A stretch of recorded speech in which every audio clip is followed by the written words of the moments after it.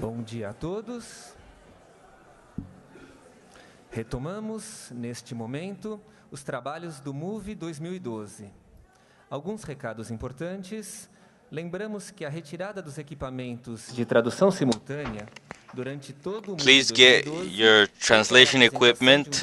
You need to give your personal document with a photo.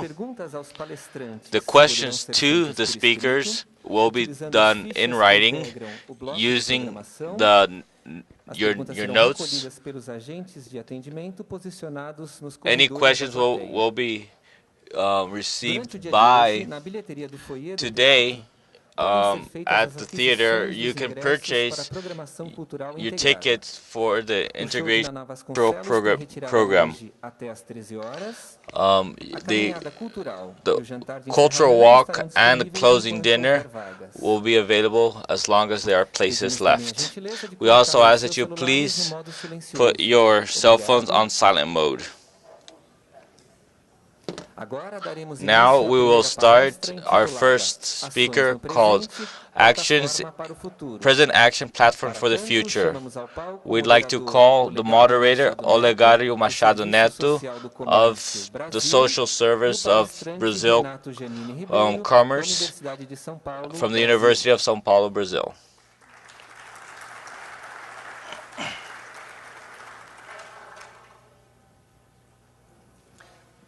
Passamos nesse momento a palavra ao moderador. Now to the moderator, Olegário Machado Neto. Good morning to all.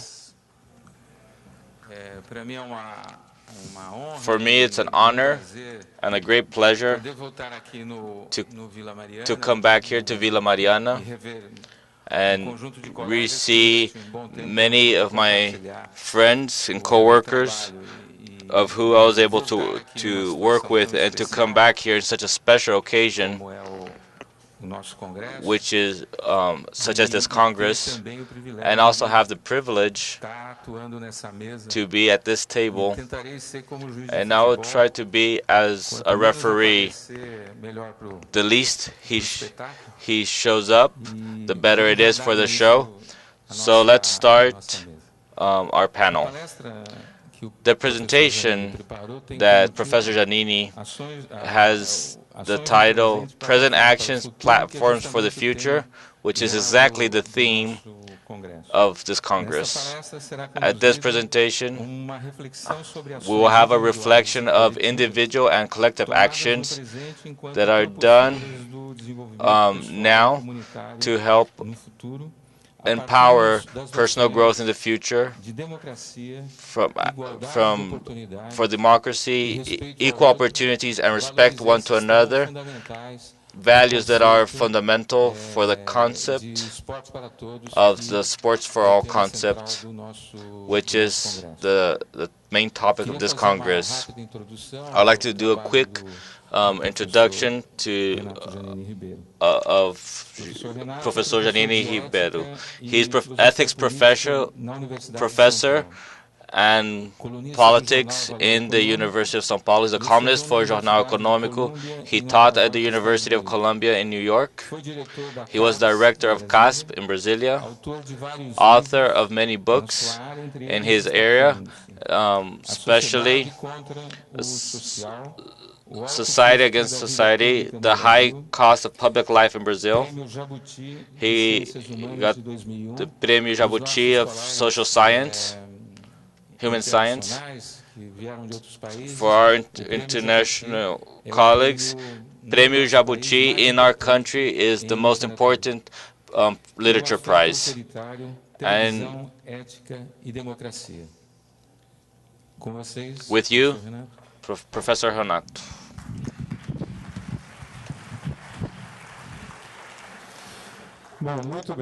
Well, thank you very much. Thank you for the presentation. Thank you. Good morning to all.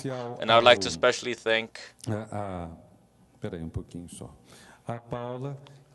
Paula and Paulo and Pedro Verratti that invited me, to whom I spoke 2 or 3 times. So let's try to work a little bit during this time. Before I start opening for your questions, Let's talk a little bit about some basic values that will be involved, that will be part of this discussion of the MOVE 2012 and the MOV, which is the project that Sesc has in preparation, taking advantage of Brazil's preparation for these mega events, the World Cup and the Olympics, to make that not only a few people who participate of the sports gain with this, but for our general population also gain with having sports as a physical activity. So I thought, as I title, Sports for Ethics and Democracy, we're going to talk a little bit about this. How can we develop the individual, the person? Our society has, as a big challenge, develop the person and the collectivity. So first, let's talk about of the main points to develop the individual, and then of the main points to develop the collectiveness. Remembering that some of these points could be in both places. Sometimes we can make the individual and the collective grow together, and sometimes they can be antagonic. And there's a risk when we strengthen the individual. How can we avoid strengthening the individual having problem with the collectiveness? The individual, the idea is to empower him to be the most autonomous he can be. In this century, over the last 70 years, they've been fantastic. I say 70 years since the end of Second World War II. When Second World War II finished, and we won against the fascist powers, we have for the first time in the history of the world a world universe together in the United Nations with ethic values for all. In principle, all people and everyone in the world should have the right to a certain liberties. That was the Declaration of Human Rights. There were some declarations that came before they were French, North American, English. This time in 1948, there was a universal declaration. Every human being has this right. Countries that never respected these rights signed this agreement, and over time, that which was hypocrisy, where people would sign things and wouldn't fulfill, helped to actually knock down dictatorships. We had great advances. If you compare with statistics, the period of the old democracy in Athens, Athens had 50,000 people in a world population of maybe 300 million, more or less, something between 100 and 300 million people. So democracy back then was available 50 to 300 to less than 1% of the population. Recently, I did a research by the population that they have in countries where they have democracy. It's over 60% of world population. Remember, China is not involved. Almost all the old USSR is not part of this, but a big part of Africa is not. But even then, more than half of the world population lives in countries where they have political and personal freedom. So the liberty of the individual is available. There are lots of problems. And in our own country, at the elections now, the liberty of sexual orientation has been questioned by some of the players in the political arena. But the tendency is that this is also recognized and be accepted by society as a very important point. So the autonomy for the individual is a fantastic advance of these 70 years, and it has improved a lot over the last 30 years. But the risk when this grows is that you have individualism. The problem is that the individual becomes so important that he, over time, does not value the social links. Look at American TV series. Seinfeld deals with individualism as something funny. His extreme or egocentric, where everything is funny, everything is money, is funny. But from then on, these series, they start becoming, they start presenting this as something funny, but actually as something normal, as part of your personality, something that's part of the day-to-day, and something that it's not questioned anymore. Maybe it's funny, but it's not questioned. That's means of concern of having a society that's very individualistic can stop being a society. And our problem is in society putting too much value in competitiveness. It's not rare that we hear things like this is a very aggressive policy in a positive way. Why is aggressive policy? Aggressive is not something good. Why would somebody, I don't think this happened, but why would somebody like here in an environment such as this, that's for culture and sports, why would somebody say, let's have a aggressive policy? It could be with a lot of dedication and stuff, but why aggressive?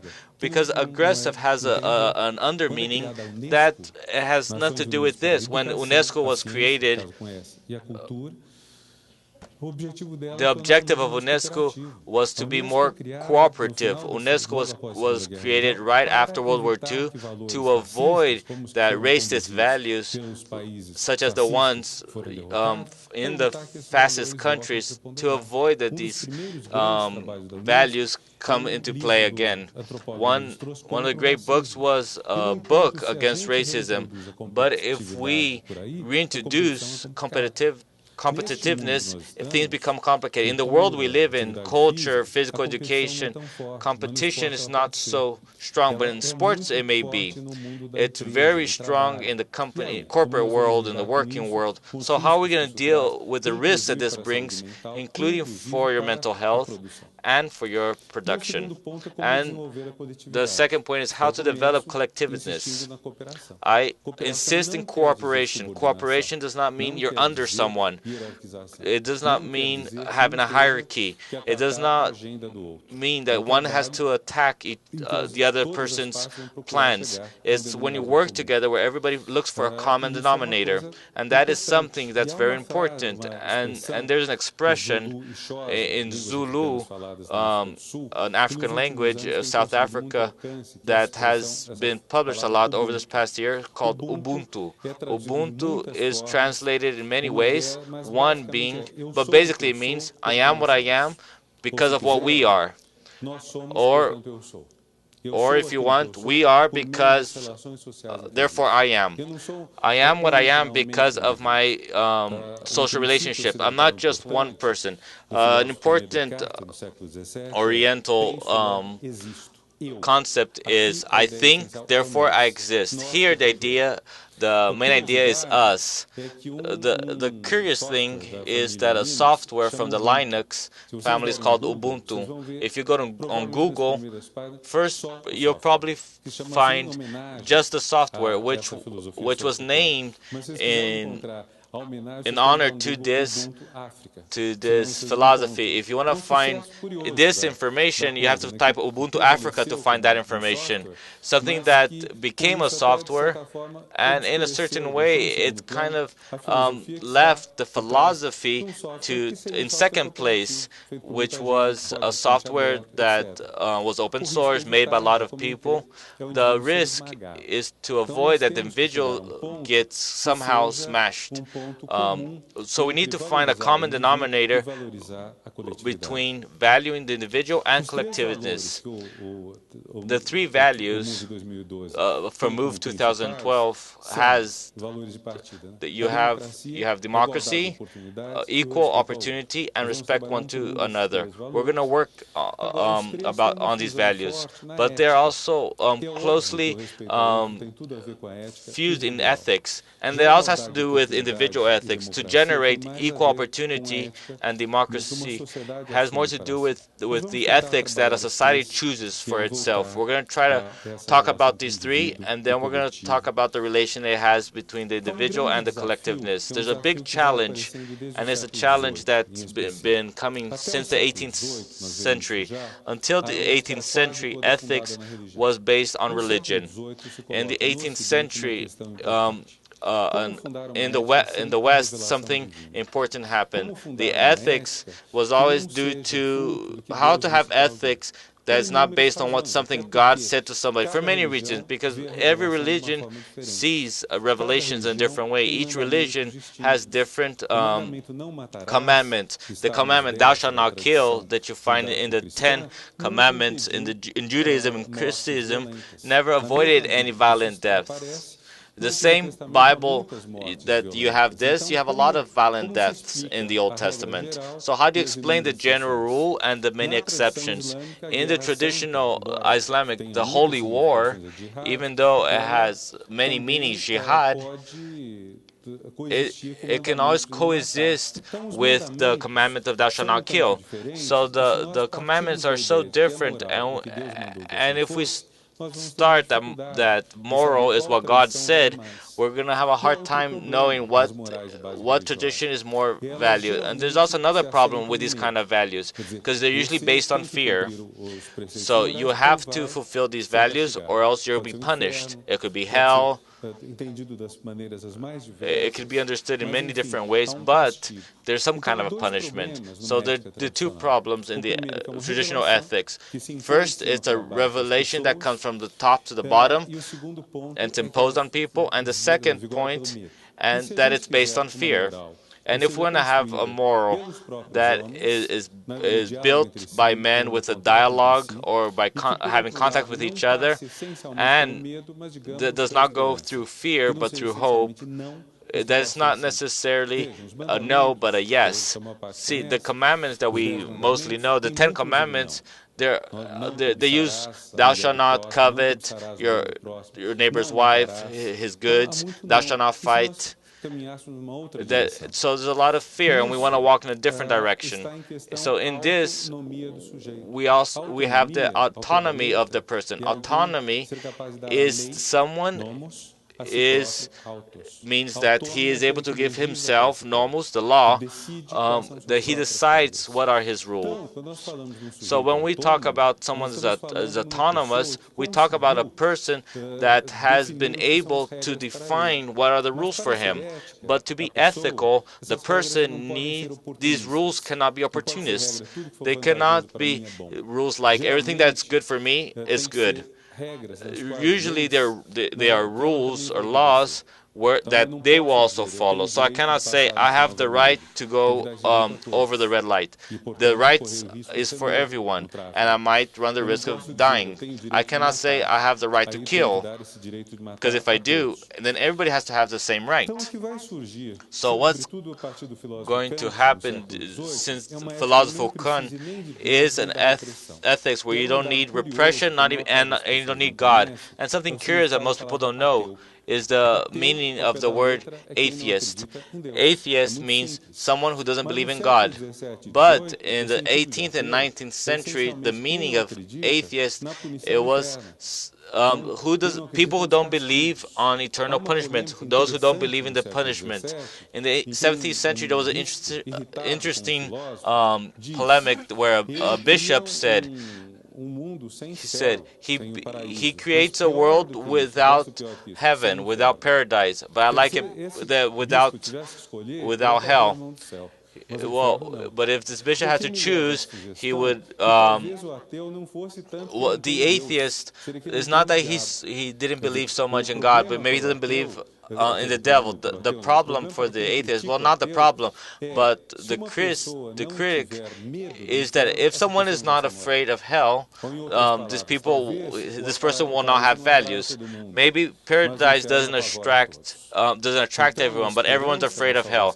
So the hope of eternal salvation is not enough.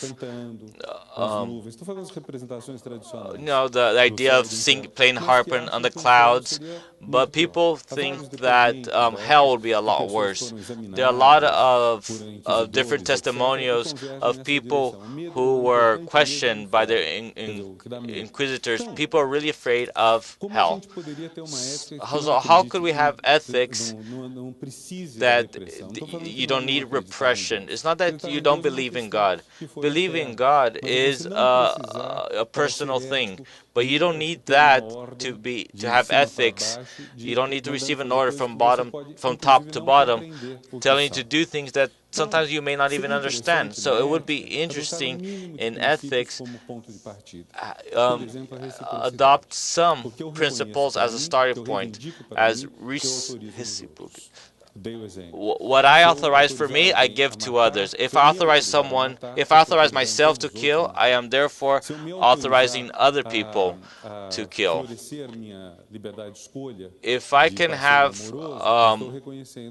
can choose my kind of sex life, other people can do the same. So these were things that started becoming a consensus in our means, but even though applying them is very difficult and converting them in a spontaneous reaction is very difficult.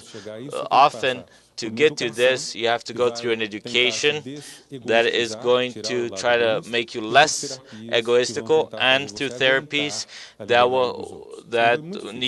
so you can stand other people's liberty. It's very difficult.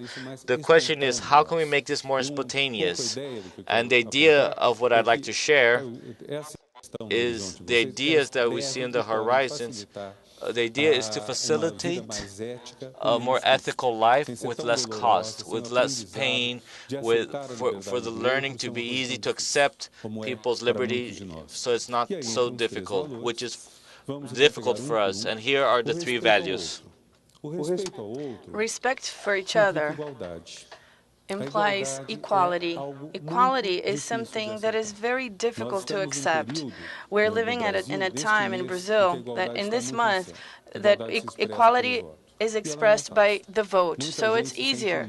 A lot of people don't feel well with equality. They say how can they win? They're going to win a candidate that I think is absurd. Brazil is very funny in a sense that in a campaign for the vote, some people see that the vote is a right for the other, but not for themselves. So the optional vote, if the intervention for the optional vote, let's say the other one doesn't have as much culture or is ignorant, they don't need to vote, and if possible at all, they should not vote, because people's votes from people who are conscious should prevail, which are our votes.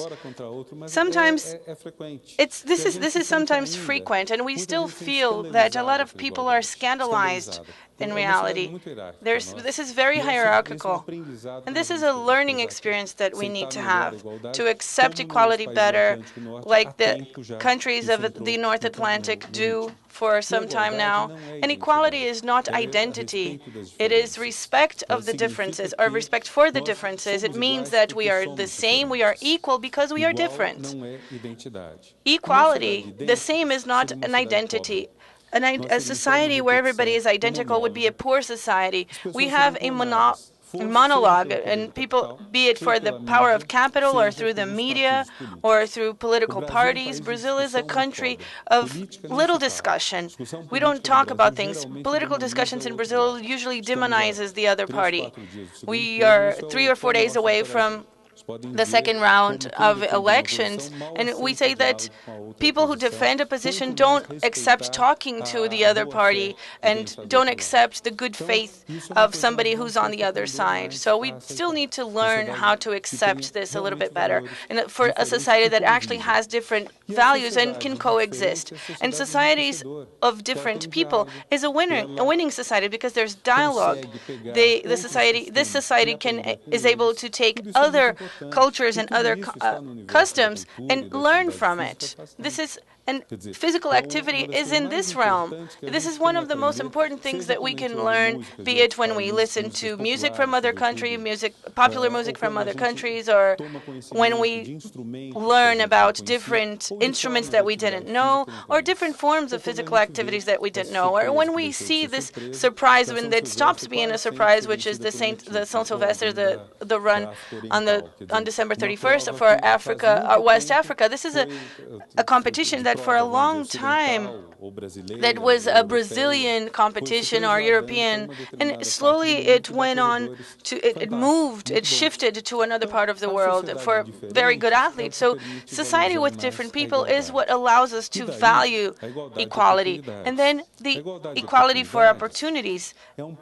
Equal opportunities is something that is possible to bring thoughts together, to bring a thought that is more socialist and more liberal. For socialism, equality is essential. Equality, in a sense, is a very strong element. For the liberal thought, as a consequence, it supports the equality of the equal opportunities. So socialists gives more importance to equality at the finish line. At the end of the path of each person, there cannot be a great difference at the end, a person who is very wealthy or very poor. Liberalism, if it is consequent, it is going to bet on equality from the starting point, not at the finish line. So nobody can be too benefited at the beginning if they're liberal to defend the end of inheritance or the right to receive assets from their parents, because this creates very big differences or inequalities. And these things are not anti-liberal. They can be the result of a consequent liberal thought. So if somebody, due to their humble origins, or having gone to a public school, or for having dark skin, or being a descendant of Indians, this person may have suffered more, but may have had less opportunities than somebody who is more wealthy. Their health may be affected, their culture may be affected. So the state, the government, has the obligation to provide equality. And this can be provided in many ways. This can be through quotas, through different educational programs that are geared towards these groups, and it can be done in several different ways. But this is an ethical conversation. This is not contradictory to liberalism. Consequent liberalism will want that people have the same opportunities to start their lives. So if somebody works more or less, then things are going to be separated. In socialism, it wouldn't be like that.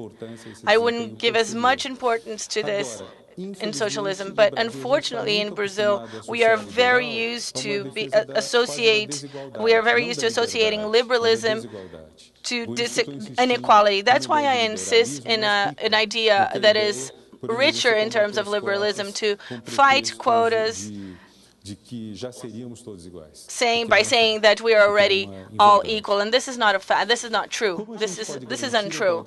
How can we guarantee equal opportunities?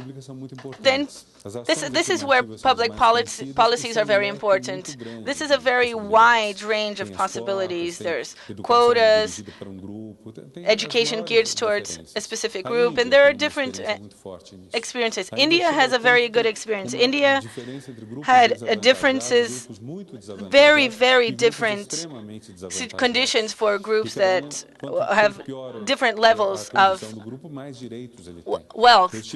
And I was in India a few years ago, and there was a fight between a group that wanted to be considered as extremely poor, and this generated deaths, and so they know, they have the knowledge, and it's important that we have a platform, at least as a starting point, that is equal for everyone. In sports, how would these equal opportunities would be? So actions would be focused on social groups that are less favored or more disadvantaged to practice these activities, and many times in Brazil, people kids play soccer very well, and many times they come from very humble origins. They come from very humble communities, and the fact of having social ascension of one or two poor players a year, this doesn't solve our problem with poverty, but it can show us how to detect points to be highlighted, and this is something that is up to you. Finally, the third value is democracy. Democracy is a term that comes from old times, but when we take it in modern times, around the 18th century, democracy is not a word that is positive in this 17th, 18th, or 20th century, or until 1940. They're fascists. Fascists are extremely against democracy, and fascists were very widespread in the previous centuries. Countries that fought the Nazis had a dictatorship that was almost fascist. Many countries in Europe that were victim of fascism, like Poland. So fascism was very widespread in previous times. And this is an affront. This is a contradiction to democracy. And people who defend democracy and social hierarchy was very, very heightened. England and France had this value very heightened.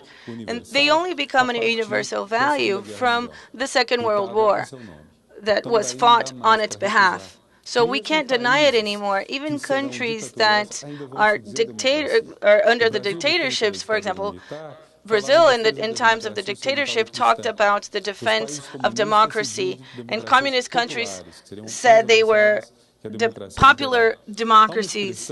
There's an expression to talk about hypocrisy that says it's an homage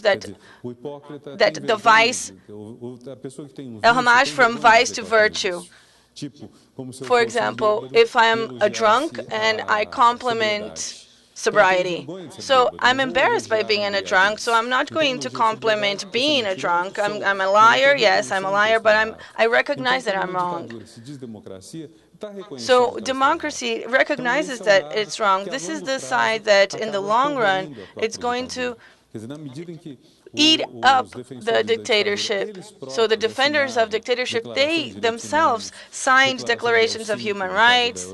In case of Europe, they opened up some space for themselves to be brought down. You can't say something that is untrue all the time without respecting people, without acknowledging that you're lying.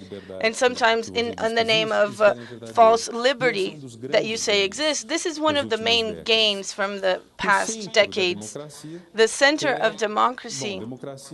Well, democracy, I think everybody knows the origins. It comes from demos, meaning people, from the Greek. So people decide about social issues, public issues.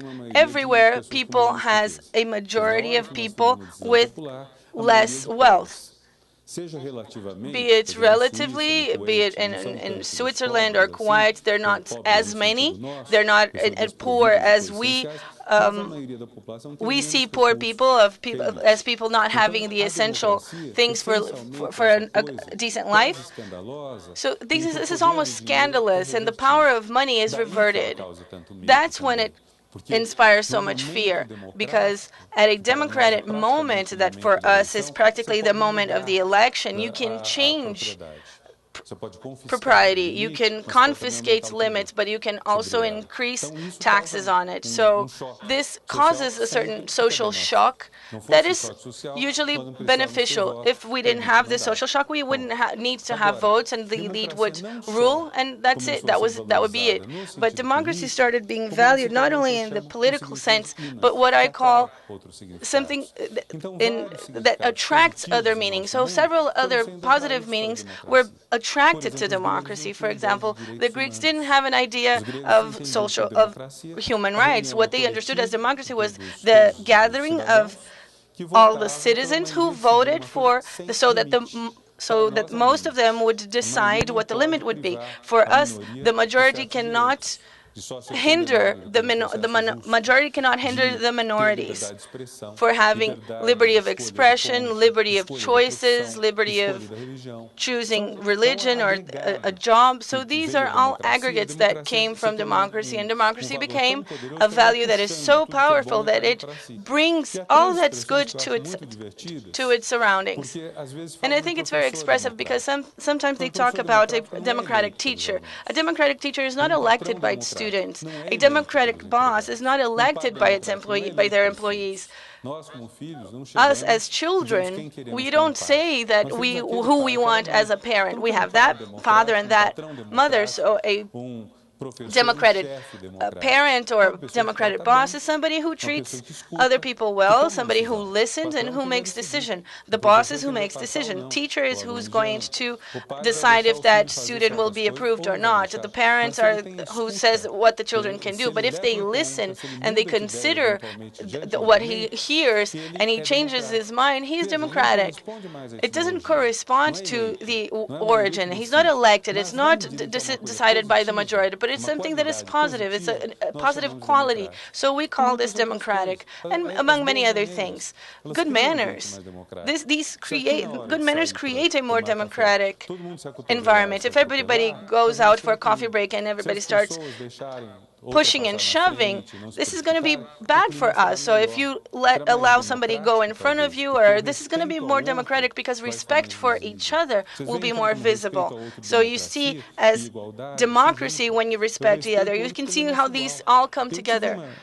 I had a very important learning experience, and which was very curious. Once I organized at the center of the University of São Paulo a debate about human rights.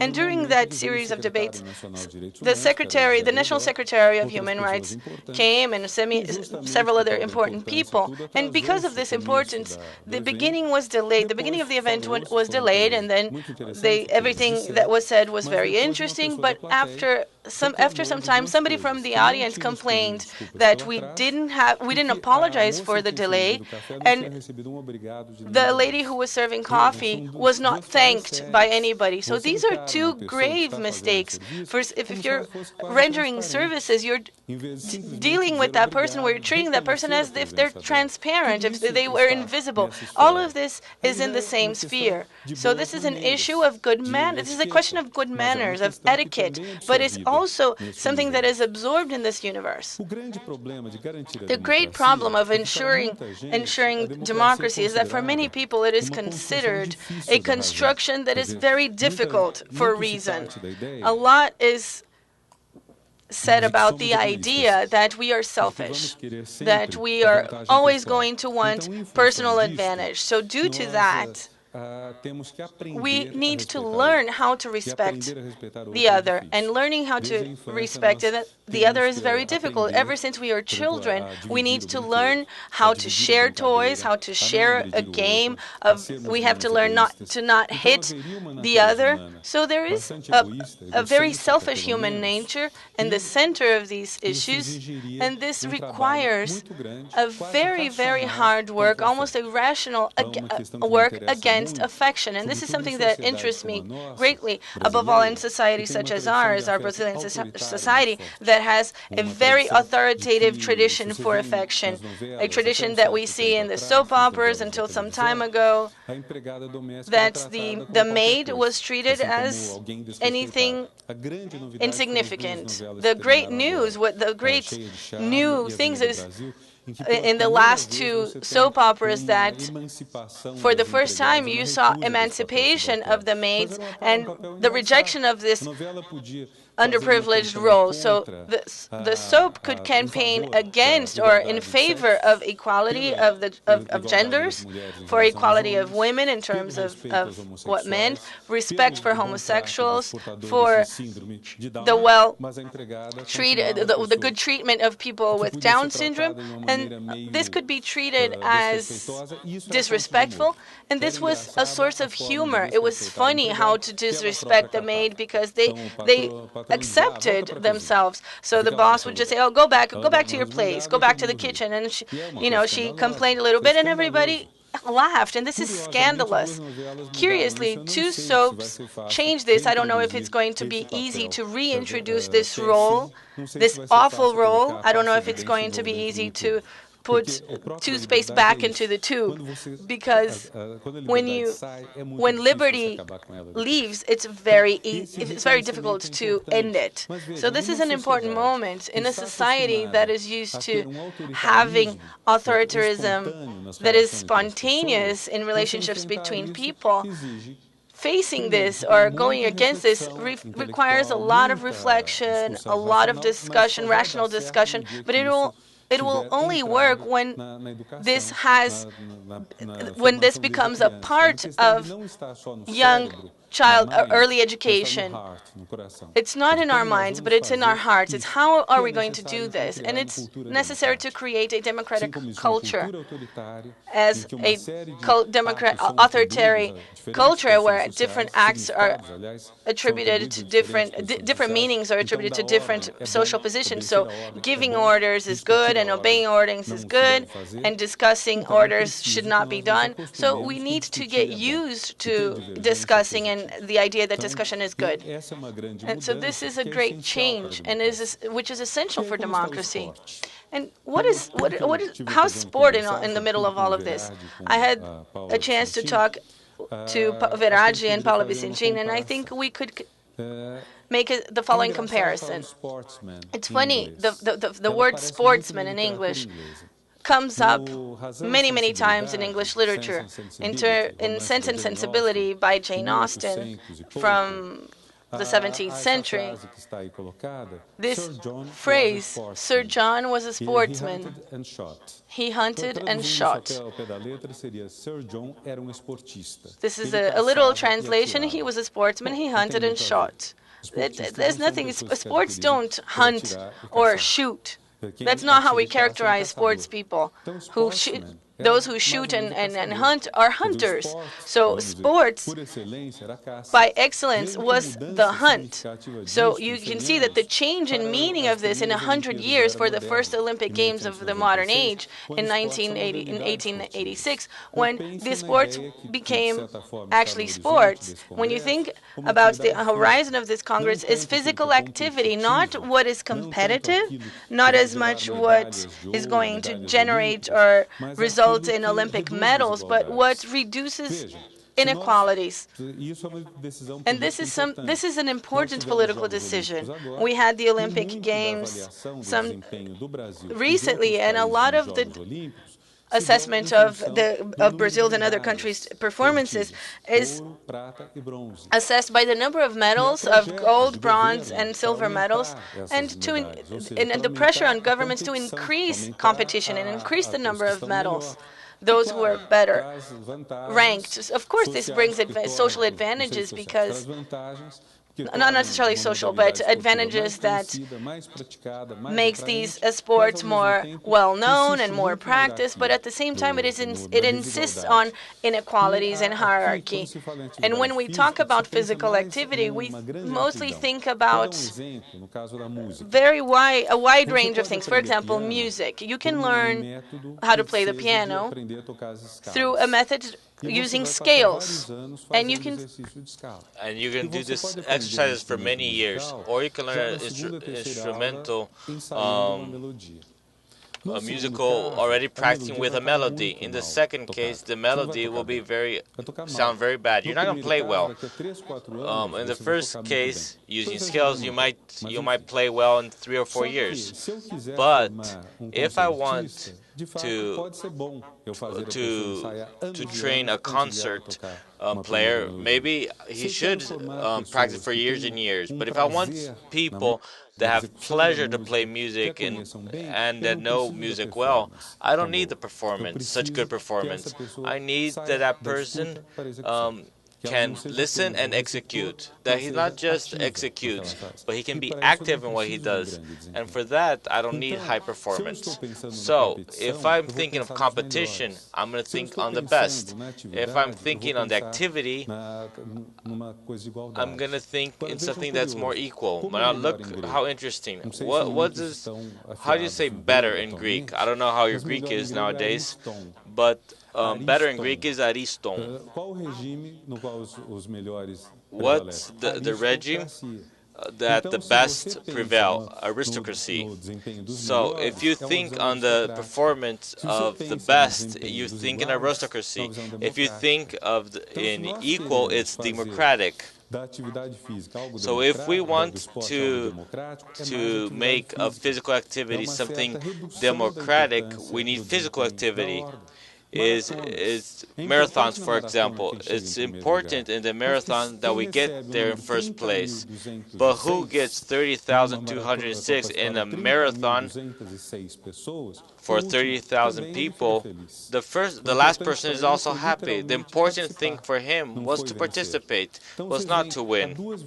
So you see, there are two different points of view. It's not that one is more legitimate than the other, but the democratic view, the vision where the excellence is not so important.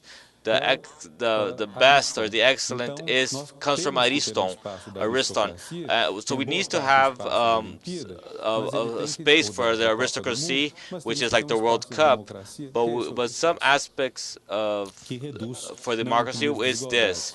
That reduces inequalities, not amplifies them. And sports can be very useful for this. Depends on the meaning we give it. Because we can emphasize the competitive aspect. If we think of the competitive aspect, one person beats the other.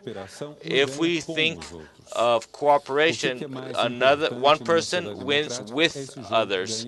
What's the most important is the win-win game, not the game one wins, the other one loses.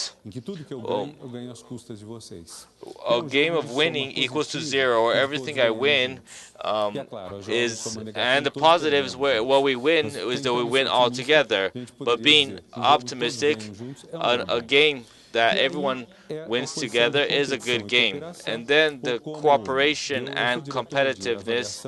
I was director for post-graduation evaluation, and we thought of reducing the competition and having more cooperation.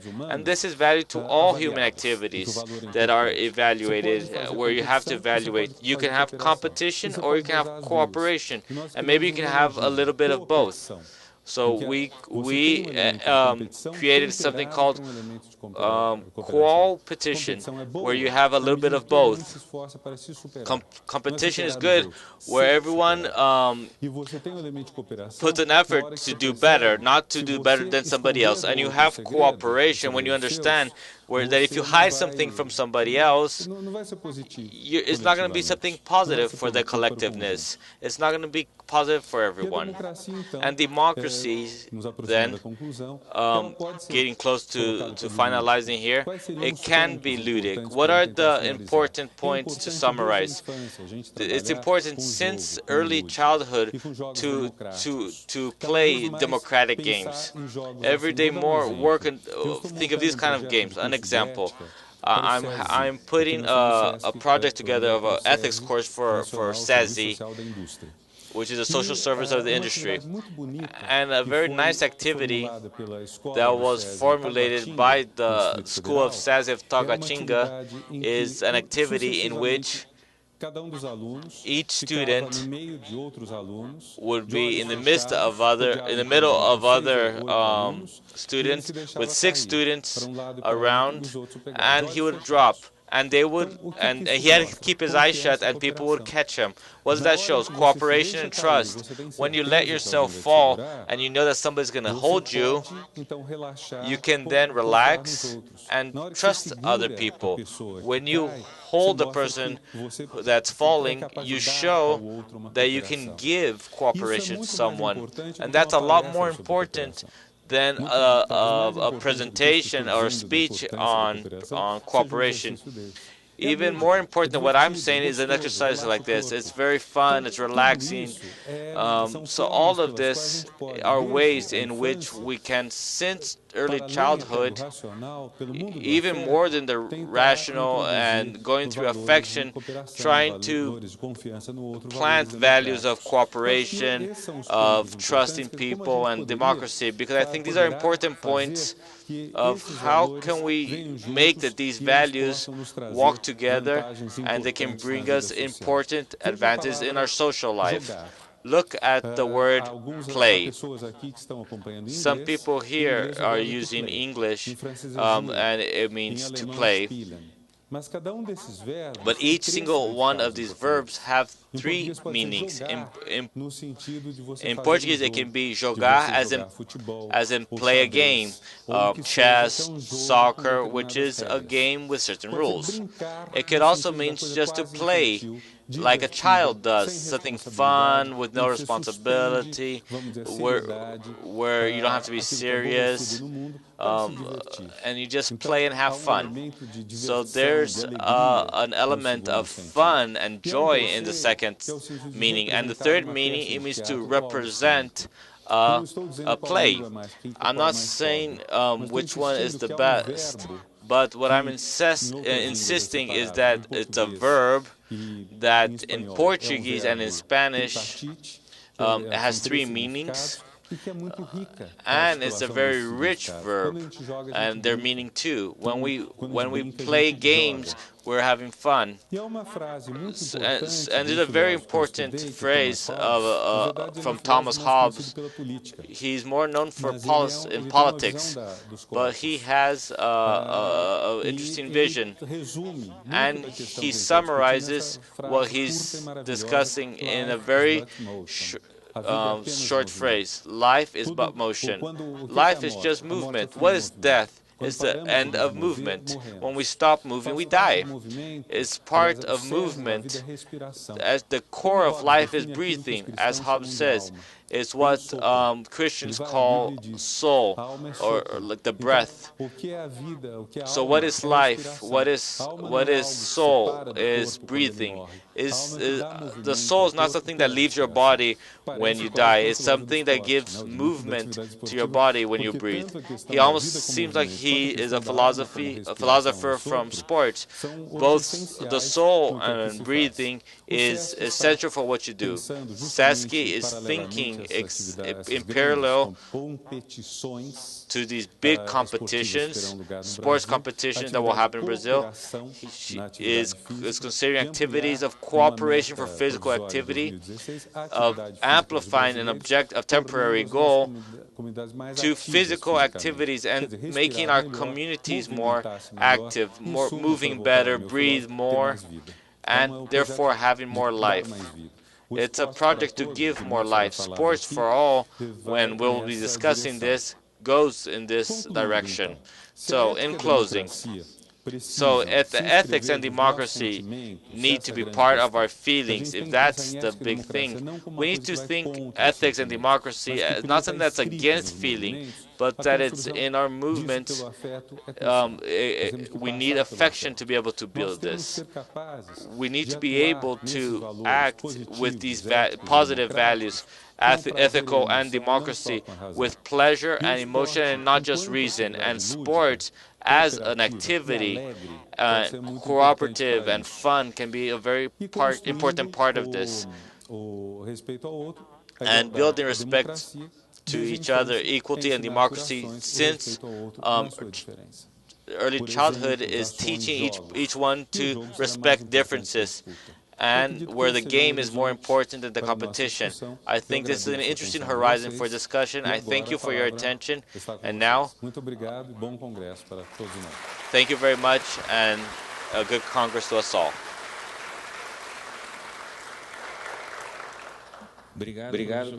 Thank you, Professor Renato. We have people who are getting your questions. I think we're already receiving some questions. And with this privilege that I have, I would like to ask the first question. Imagining a process of building democracy, I would like you to comment And with what you presented, what is the role, a little bit, the role of the people who are cheering, which would be basically be people who supporters who watching TV or those who go to the stadiums. It's a bit of a paradox in sports. It's to unite people. Sports are meant to unite people in a common objective, but due to certain traditions that most sports spectacles have, there's an exaggeration of the violence, even if it's symbolic and not effective, with war chants, especially in certain sports. This becomes more visible, team sports. So what's the role of the supporters and of the means of communication? Well, people often feel that they need a strong identity. In times when identities are very shady, this sometimes is a mechanism of defense. Because let's say, before we had an identity, somebody from the middle class, male, he had certain professions. He could do medicine, engineering, maybe agriculture, and not many other. This for the man. The woman, if she was going to study university, he could be a teacher or something like that. For the man, his personal life was basically get married and have children, with the man being the head and the woman being under him. And until a few years, our civil code said that the residence of the family is determined by the head of the family, and that's the man. And so if he wanted to move, she had to follow, and she could even be sued, and that could be means for divorce. This ended a long time ago, and in the law it ended not so long ago. Nowadays it says it's shared responsibility or shared authority. So when everything becomes just, it's very difficult for some people. If there's a difference where one wants to go one place and the other person another place, who's going to decide? There's no order who decides. So this identity doesn't happen anymore. I can use a profession that's not one of those in the package. I can marry, or I can have a relationship with a man and not a woman. All this became possible, and these combinations are huge. So I could be gay and conservative and extremely conservative. It's not very common, but it's possible. And we have cases where we see this. So this creates a certain confusion in people's identity. A lot of people have a hard time dealing with this, with other people and with themselves. Other people that are more hostile towards homosexuals sometimes have internal issues. And sometimes they become hostile because they can't recognize that in themselves. So the supporters, in one way, in a sense, when it comes to play, when it's fun and that's something very good. When you get happy when your team wins or when Brazil wins. But when it's exaggerated, it becomes a means of escape. In a world where identity is in risk, when you attach yourself to an identity and you take that identity and you can't leave it, and therefore I'm a little hesitant. I don't have anything against this, but I'm a little bit hesitant to cases where people only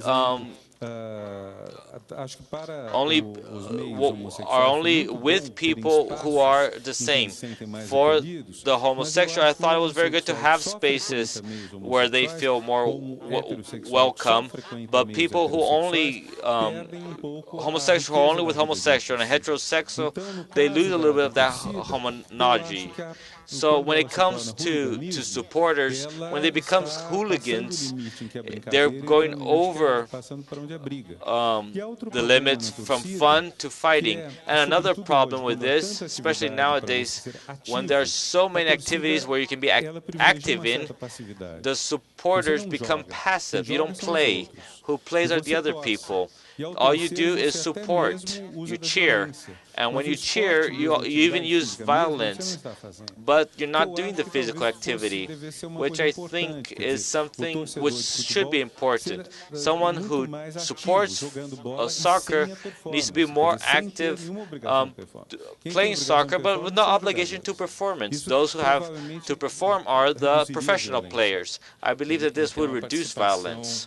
And so having more active participation, not so much of a symbolic. I have a very interesting question here when it talks about education and the role of the school. The public school is a fundamental space for socialization and democracy. Do you believe that the Brazilian school is walking in this direction? What are we missing to get there?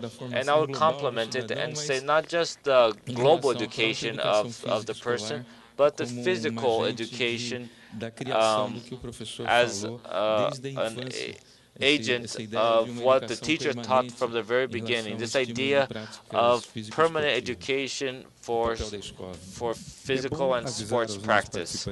It's good that our foreign participants understand that public education in Brazil is very bad. During the military, it was very good, but only for some. And nowadays, the public schools are only good when it comes to university. Before university, they're very bad. So when you say public education or public schools is where most people go, but that's the part only those who can go to private school get better. But now that 20 years ago, since Itamar Franco, there's a big effort to try to improve the public school. Many parties have tried to do this. The PT tries to do this, and it's very difficult because we're talking about hundreds of millions of students. I don't know the exact numbers, but it's in the tens of millions of people who go to public school. So for us, it's very difficult to deal with this. It has improved due to policies to verify the quality. But I don't know if we have a policy to check the quality of PE. When you talk about improving the school, you emphasize Portuguese and math. So you emphasize the basic part of learning, the language in which you communicate, where you're a human being, and the language in which you learn science, so that you can specialize in something professional. But PE, I don't think there's a specific evaluation for it. I'm not saying, oh, you said it doesn't.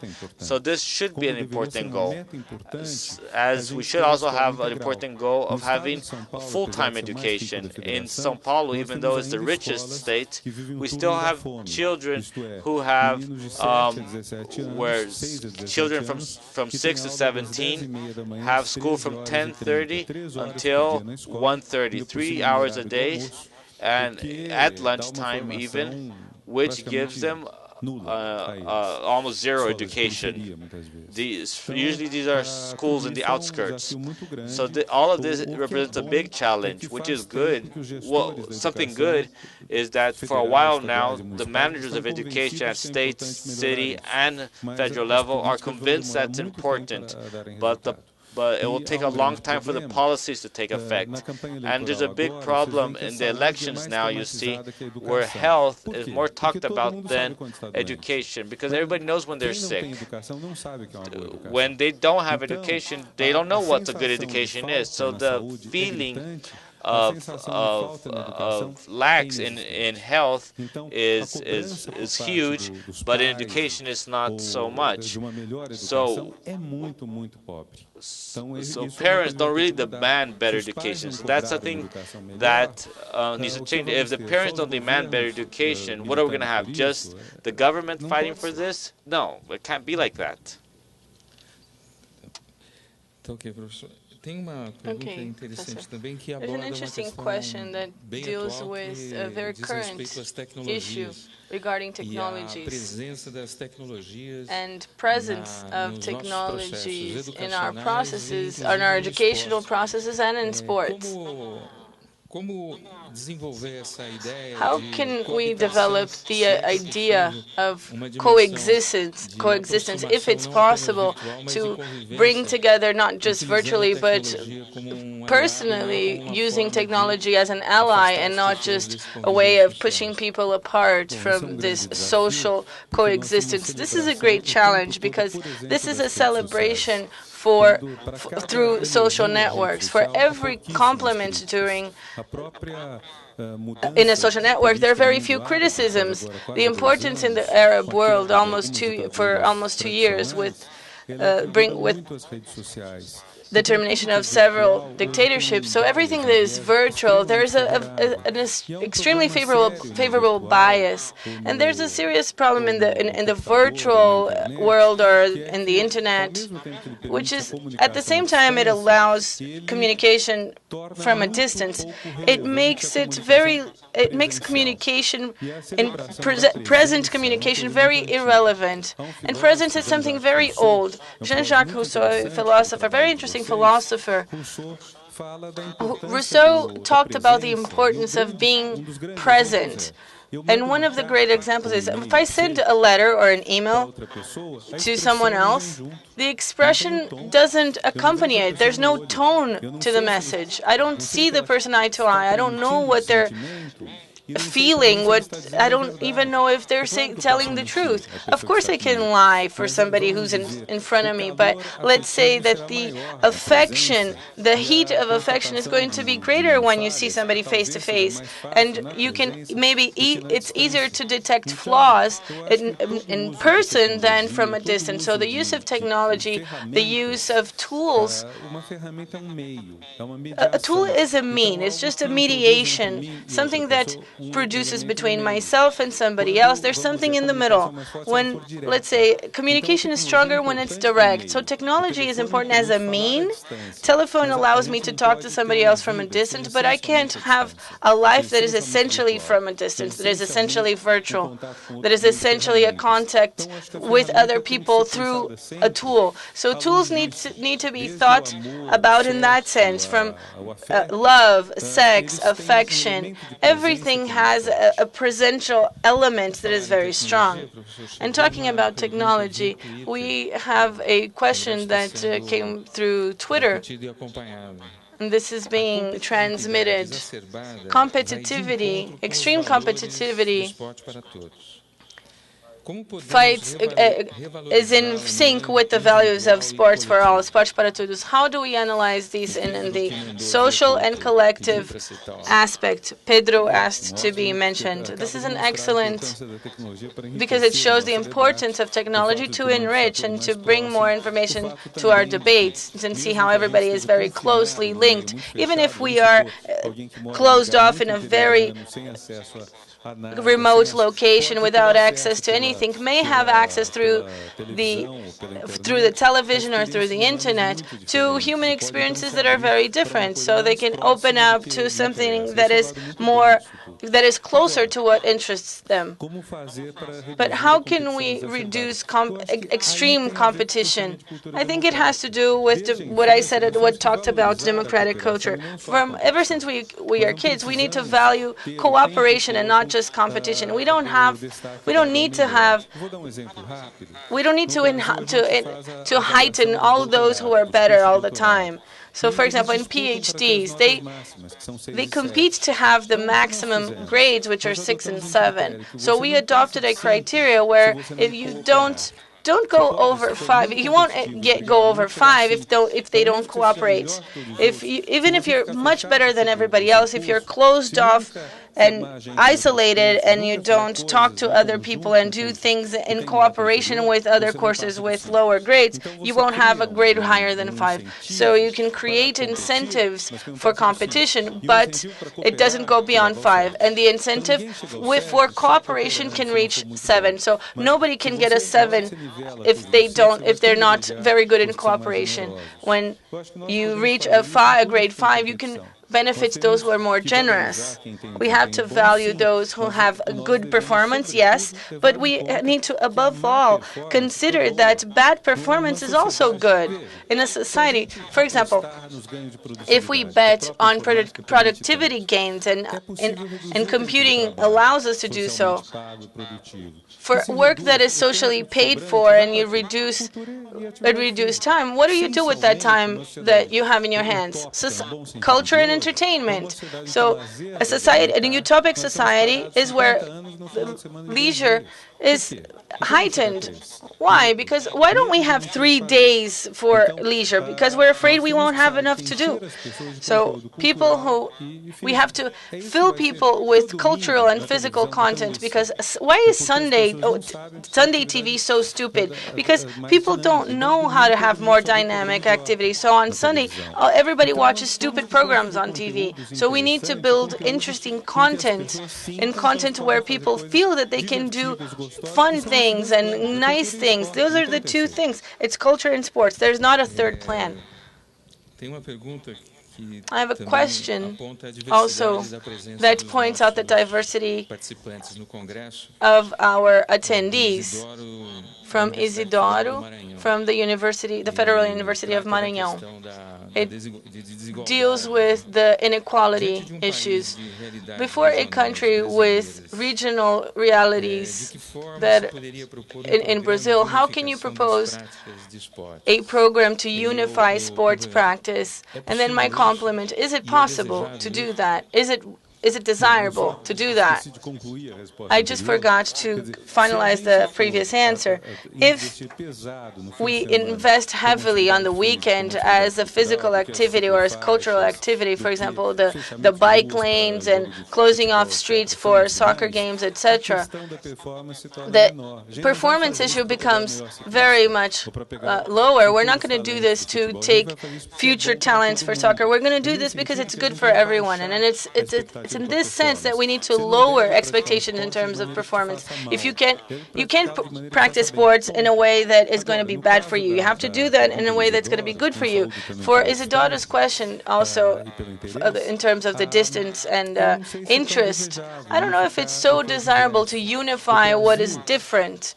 Brazil, due to television, it unified the fellows. There's a very nice story from Drummond after a flood in 1970 in Rio. There's a guy from Rio Grande do Sul, from the border, and he wanted to help people, and Drummond was very excited about his language because he couldn't understand him, but it transmits this very nice affection. So there are many, many words that are not known by Drummond, and he knew language very well. So we lose some richness of this environment. It's the Northeast and Maranhão is very different. There's the Amazon, and then there's the Northeast in the same state. But I think this richness should be respected. And at the same time, it's very important that what is regional only maybe become known in other states. Ventura de Souza Santos says, I want to be equal every time that the difference makes me inferior. So I want to be different every time equality makes us the same. So I think this is a concern, above all, linked to these campaigns, that we need to respect certain aspects. That's what you're saying. What they call equality is what I call identity. We are equal because we are different, but the spirit is the same of what I said and what he said.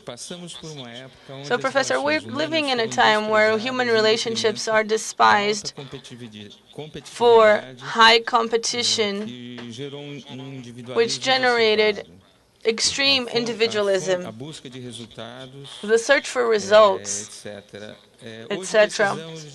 We now need a movement that goes in the opposite direction. Relationships need to be more humanized, and the search for results need to be put in the backdrop. How can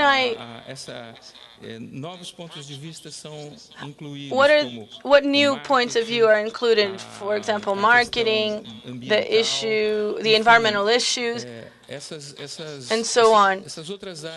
These other areas of knowledge, how can they influence physical activity in a way that are the main role, as we see, for example, with the concern of the legacies for the mega events, for the large events?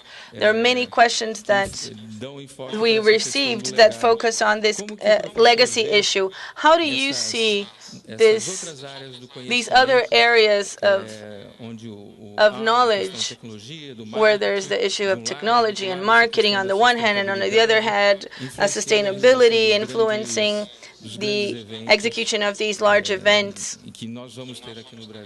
that we will host here in Brazil? Two of these demonstrations of culture. I don't have a final view on this. Sustainability, I think this is a very big leap, quantitative leap in terms of the green movements. I think it's a more romantic view of how people liked plants or enjoyed nature, and they valued that. Since some time, this is not a minority interest anymore, and it became a business perspective. There is an idea that human activity needs to be sustainable in a sense that after leaving your footprint, as we say in some national parks, don't leave anything behind but your affection, and don't take anything but memories. You can't take a leaf, you can take a tree, you can take a rock, and please don't leave a cigarette butt or a bottle or anything like that. You need, what you're going to give is affection, and what you're going to take is affection, but you can't ruin it. So this sustainable perspective, I think, is very important, and I think it's growing. What concerns me is the marketing side of it.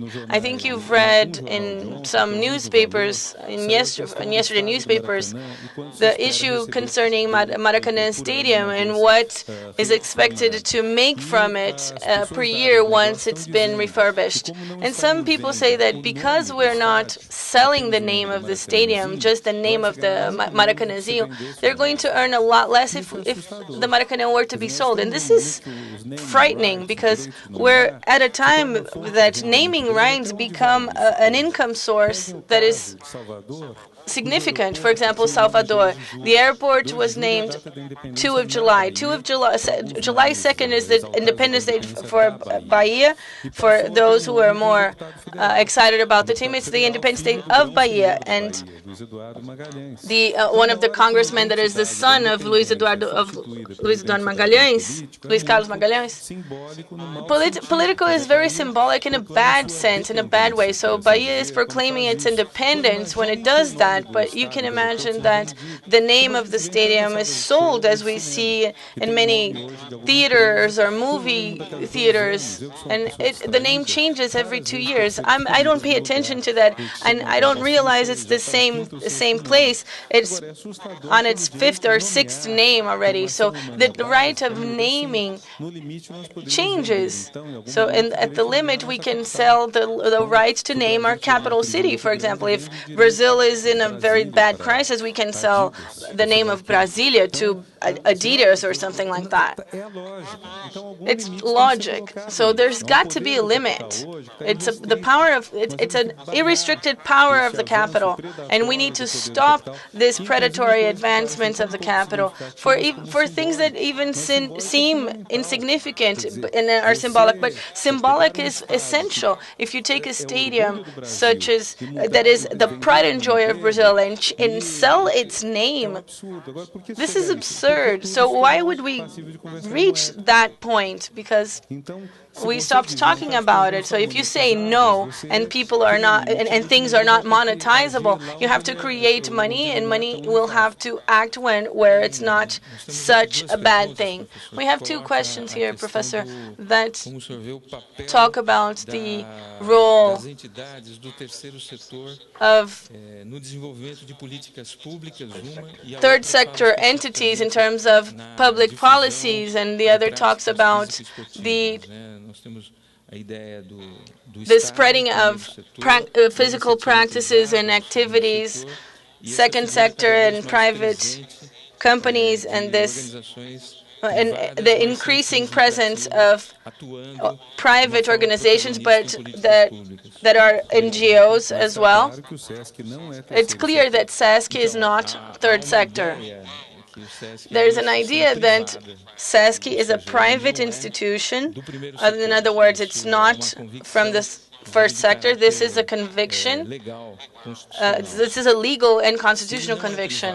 So if it's not privatized and it's not public but acts with public policies, but works with public policies, I believe it is a part of an organization from the third sector. But it's not. But there's a sophistication in terms of there are organizations, for example, the AACD, that lives from collecting almost individual resources to develop their work, and organizations that live exclusively from public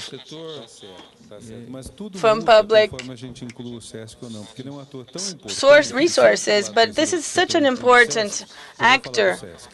If I'm going to talk about third sector without including Sesc, I'm going to talk about that. That's why I asked the question. For those who don't know, both Sesc and the SESI, its brother or sister, has a constitutional base. They are part of the Brazilian Constitution. So money that is collected together with taxes. So it's not exactly taxed, but it's collected by the state. And so it's different from when a company creates a foundation or a sector that is going to be socially responsible, but as if one of us would create a non-governmental organization. So they're very different. Why do I emphasize this difference? Because Sesc can generate public policies. Most of the NGOs can't. So this is a great difference, because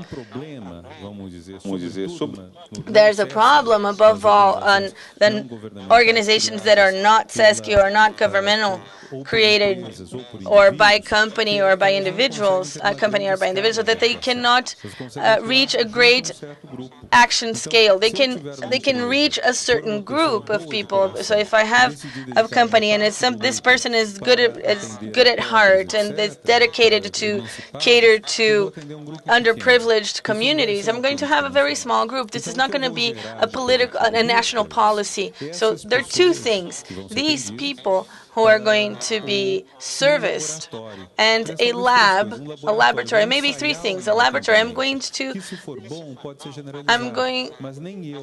see what my service can be, but this has to be generalized, because the third sector is not generalized. And I think it's a good thing, this legacy, this action of the third sector, the non-profit sector, for policies that worked, what the state can do, or eventually what Sesc and SESI can do. Maybe you.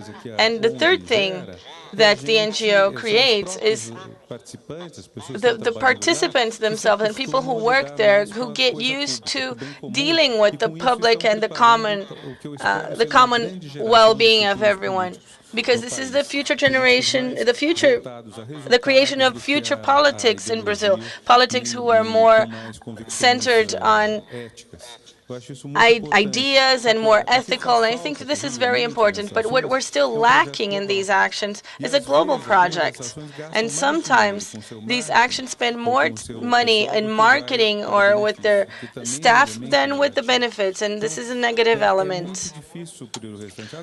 It's very difficult for the other organization. In the case of Sesc, let's say in São Paulo, Sesc works as a Secretary of Culture and Sport for the state almost. It's a long tradition of good administration, good governance, and has a role in this, and has better public opinion than the actual secretary of these two areas. So Sesc has scale. So the big challenge is to have a universal scale. Once you have universal scale, where everyone from a certain age have access to physical practice and culture, the country will be different. Thank you, Professor. We're closing this part of the opening. I'd like to thank once again the president of the professor who accepted in a very generous way our invitation. And I'd like to thank also your participation and the organization of the event. Thank you so much.